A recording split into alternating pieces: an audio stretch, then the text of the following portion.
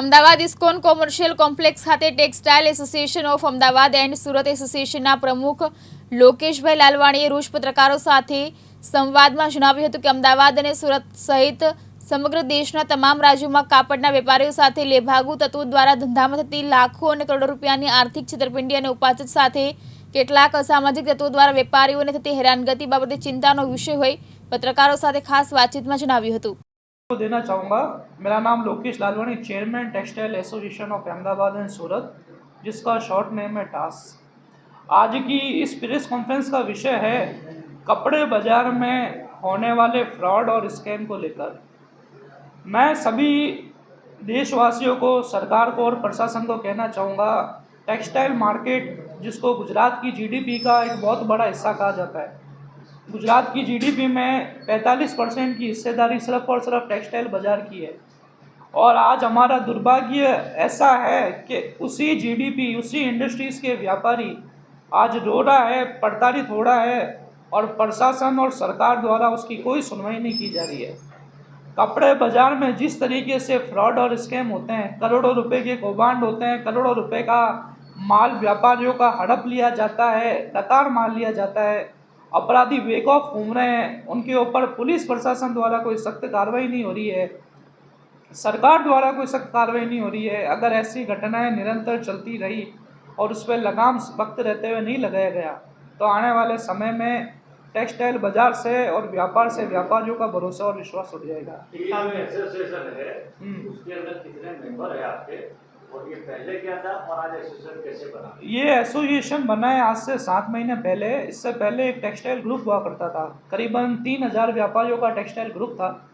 उसमें हम 3 साल से व्यापारियों की सहायता कर रहे हैं, उनके मसलों को सुनने की और निपटाने का पूरा प्रयास कर रहे हैं।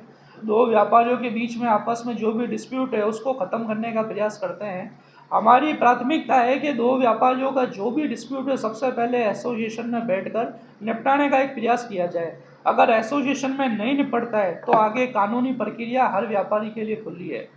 अभी वर्तमान में देखा जाए तो टेक्सटाइल ग्रुप से 3 से 4 हज़ार व्यापारी जुड़े हुए हैं। रजिस्टर्ड मेंबर की संख्या 250 से ज़्यादा है। मेंबर्स प्रतिदिन कार्यालय पर आते हैं, विजिट करते हैं, रजिस्ट्रेशन लेते हैं, अपनी समस्याओं का निराकरण के लिए एसोसिएशन से पूरी सहायता लेते हैं। एसोसिएशन के अंदर कौन से शहर के लोग जुड़े हुए हैं? जो व्यापारी हैं आपसे, वो कौन कौन से शहर से जुड़े हुए हैं? ये बेसिकली अहमदाबाद और सूरत के बाज़ार के व्यापारियों के लिए बनाए हुए हैं। इसके अलावा भारत के किसी भी प्रदेश का, किसी भी शहर का व्यापारी जुड़ सकता है। अहमदाबाद के अंदर कोई भी उसका मसला है या कोई भी समस्या है, उससे एसोसिएशन से अपनी सहायता प्राप्त कर सकता है। देखो अभी तक ऐसे है, अगर हम कैलकुलेट करना चाहें तो 3 सालों में सैकड़ों व्यापारी, हजारों व्यापारी आते हैं अपनी समस्या लेके। प्रतिदिन एसोसिएशन कार्यालय पर भी कई व्यापारी अपनी समस्या लेके आते हैं। अच्छा, आप बात कर रहे हो कि ये फ्रॉड कब कितना हुआ आज तक? देखो फ्रॉड की कोई सीमा नहीं है, कोई गिनती नहीं है, पर प्रतिदिन होता रहता है। देखो कपड़े बाजार में 15-15 करोड़ रुपए के तो समझो सिंगल पार्टियों के फ्रॉड है। ऐसे आप ऑल ओवर फ्रॉड की आप कैलकुलेशन करोगे तो उसमें आपको एग्जैक्ट आंकड़ा, सही आंकड़ा पुलिस प्रशासन से मिल जाओगे। अभी तक हुआ है अहमदाबाद में, ऐसा कोई फ्रॉड हुआ है? आपने पुलिस कंप्लेंट की है, वहां से क्या रिस्पॉन्स मिल रहा है? सर मैं आपको बताऊं, पुलिस कंप्लेंट की अगर आप बात करते हो, आप एक बार एसआईटी चले जाओ, आपको आंकड़े मिल जाएंगे कितने पुलिस में मामले पेंडिंग पड़े। आप क्राइम ब्रांच में चले जाओ, वहां से आपको सरकार आंकड़े दे देगी, प्रशासन आंकड़े दे देगी कितने मामले पेंडिंग पड़े। 15 करोड़ की बात आप कर, बहुत बड़ी रकम है। जो व्यापारी आपको कोई लिखित में कागज या कुछ दिया है आपके पास? बिल्कुल सर, हमारे पास में ऐसे करोड़ों के आए दिन स्कीमों के लिखित में शिकायतें आती व्यापारियों की। और आप जो कह रहे हो ये बहुत बड़ी रकम है, मैं कहता हूँ ये मामूली रकम है। सूरत की आप बाज़ारों में जाओ, वहाँ 25-25, 30 करोड़ रुपए के मामले चल रहे हैं। आपकी मीडिया में खबरें प्रकाशित होती है। आप कौभांड की बात कर रहे हो कि अहमदाबाद हो या फिर सूरत हो, अलग अलग शहर में जो कौभांड हो, व्यापारी टैक्स जो जुड़े हुए उनके साथ कौभांड हो रहे हैं। किस तरह से कौभांड व्यापारी के साथ होता है? सर इसमें 2 तरह के कौभांड होते हैं। एक तो होता है इंटेंशनली कि भाई मैंने कपड़े बाज़ार में दुकान लगाई, मैंने किसी व्यापारी से अपना विश्वास जमाया और विश्वास जमा कर मैंने करोड़ों का माल बाज़ार से उधार लेकर अपनी फर्म बंद कर दी। ये होता है कि इंटेंशनली स्कैम। दूसरा होता है कि एक व्यापार चलते चलते व्यापारी डूब गया या फर्म डूब गई। दोनों में एक इंटेंशन देखना पड़ता है कि व्यापारी का इंटेंशन क्या था, क्या उसने वाकई में एक स्कैम के इरादे से फर्म खोली थी या व्यापार चलते चलते उसका नुकसान हो गया। प्रशासन ने अब जो फ्रॉड वगैरह जो हो रहा है आपके साथ या बड़े के साथ, तो इकोनॉमिक ऑफेंस फ्री करके एक अलग से कार्यकाल चल रहा है पुलिस डिपार्टमेंट से, क्राइम ब्रांच से, तो वो लोग आपकी सहायता करते हैं? पुलिस प्रशासन सहायता करता है, मसलों को सुनता भी है, जो फ्रॉड स्कैमर हैं उनके ऊपर उचित कार्रवाई भी की जाती है।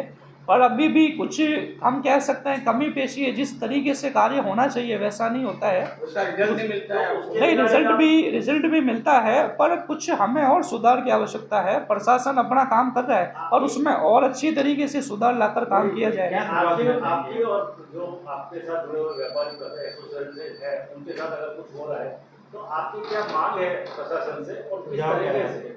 हमारी प्रशासन से ये मांग है कि इस तरीके के स्कैम और फ्रॉड करने वालों को सख्त से सख्त कार्रवाई करते हुए उनको सबक सिखाया जाए। कपड़े बाजार में आज की डेट में अहमदाबाद में 20,000 व्यापारी व्यापार कर रहे हैं।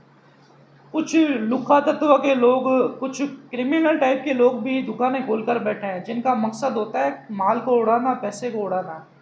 व्यापारियों को डराया धमकाया जाता है, व्यापारियों को जबरन सेटलमेंट के लिए विवश किया जाता है। लोगों की गैंग बाज़ारों में आकर बैठकर एक व्यापारियों को प्रताड़ित करती है और इस तरह की घटनाएं काफ़ी हो चुकी है इस बाज़ार में। अभी अभी एसोसिएशन बनी है, हम ऐसी घटनाओं पर सख्ती से कार्य कर रहे हैं। ऐसी लुक्खा गैंग को भी हम पकड़वा कर पुलिस के हवाले करवा रहे हैं, ताकि बाज़ार में एक जो व्यापारी के अंदर शांति का माहौल है, एक डर का माहौल है, भय का माहौल ना रहे। और ये सारे प्रयास पुलिस के मार्फत हम कर रहे हैं, पुलिस सहयोग भी करती है, पर कहीं कहीं पर कुछ कमी पेशियाँ रह जाती है, जिसकी वजह से पूर्ण इंसाफ नहीं मिल पाता है। गवर्नमेंट में उसमें क्या रूल है? गवर्नमेंट में ऐसा रूल है कि कोई भी व्यापारी के साथ फ्रॉड होता है तो इकोनॉमिक ऑफेंस जो अलग से एक कपड़े बाजार के लिए बनी हुई है, पुलिस प्रशासन की जो एक विभाग बना हुआ है, उसमें व्यापारी अपनी अर्जी लगाता है। उसके बाद पुलिस को अगर लगता है कि व्यापारी के साथ कोई छितरपिंडी हुई है, कोई फ्रॉड हुआ है, कोई स्कैम हुआ है, कोई व्यापारी के साथ जानबूझकर, तो 406, 420 जैसे मुकदमे भी दर्ज होते हैं। अगर उसमें षड्यंत्र में कोई और गैंग और ग्रुप शामिल है तो 120B जैसे प्रावधान भी लगते हैं। इस तरह की पुलिस द्वारा कार्रवाइयाँ होती है। पर अभी इस कार्रवाइयों को हम देखा जाए तो अगर पुलिस प्रशासन थोड़ा और सख्त हो जाए, थोड़ा सा संज्ञान में ले ऐसे मामलों को सख्ती से, तो सुधार आ सकता है कपड़े बाजार में। आने वाले समय 10 या 15 दिन में सेंट्रल गवर्नमेंट का बजट आने वाला है, तो आपकी क्या आशा या अपेक्षा है टेक्सटाइल मार्केट से? साहब, टेक्सटाइल बाज़ार के लिए अगर मैं आशा की बात करूं तो आज तक किसी भी बजट में टेक्सटाइल बाज़ार को कोई स्पेशल सौगात तो मिली नहीं है, या गवर्नमेंट ने टेक्सटाइल व्यापारियों के लिए कोई स्पेशल पैकेज की घोषणा नहीं की है। जितने बजट मैंने देखे अपने जीवन में या अपने कार्यकाल में, अगर इस बजट में टेक्सटाइल व्यापारियों के लिए जो उनकी समस्या है, हम सरकार से कुछ भी नहीं चाहते हैं। हम सरकार से यही चाहते हैं हमारी इंडस्ट्री में होने वाले फ्रॉड और स्कैम को आप रोक दो, और व्यापारियों की जो फैब्रिक्स बनता है, जो रॉ मटेरियल बनता है, उनके लिए कोई विशेष पैकेज या उनके साथ जो भी प्रॉब्लम्स है उस पर अगर कोई राहत दे सकती है सरकार, तो हम टेक्सटाइल मार्केट की तरफ से उनके बहुत बहुत आभारी रहेंगे और सरकार को आने वाले समय में पूरा अपना समर्थन देंगे। ऊर्जा सरकार का जीसीसी बोर्ड जो चल रहा है अहमदाबाद में, उसकी ऑफिस है, आपके जो व्यापारी वर्ग है, जो आप बता रहे हो कि कौफंड आ चल रहे हैं, तो उनकी जो कंप्लेन आपने वहाँ जीसीसी से भी कंप्लेन की है, क्योंकि वो गवर्नमेंट हस्तक्षेप हो। देखिए, गुजरात चैम्बर बोर्ड भी बना हुआ है, कई संस्थाएं बनी हैं बाज़ार में, कई एसोसिएशन भी काम कर रही है। सबका अपना अपना एक वर्किंग स्टाइल है, अपना अपना एक वर्किंग पोर्टफोलियो है। सभी एसोसिएशन जो भी होती है, मसला लास्ट में जाता है इकोनॉमिक ऑफेंस में पुलिस के पास है। तो लास्ट में प्रयास और जो भी व्यापारी को न्याय मिलना होता है वो वहीं से मिलता है। एसोसिएशन एक मार्ग है एक व्यापारी को राह दिखाने का, एक व्यापारी को न्याय की अवस्था बताने का। तो वहाँ पर भी काफ़ी मसले हैं, चैम्बर बोर्ड पे भी इस तरह के सवाल उठाए जाते हैं, पर अभी तक जो सुधार, मैं फिर वही एक बात दोहराऊंगा, जिस तरीके से प्रशासन को काम करना चाहिए, थोड़ा अगर उसमें और सुधार आ जाए तो ये घटनाएं में कमी आ सकती है। संगीता सुथार, दिव्यांग न्यूज़, अहमदाबाद।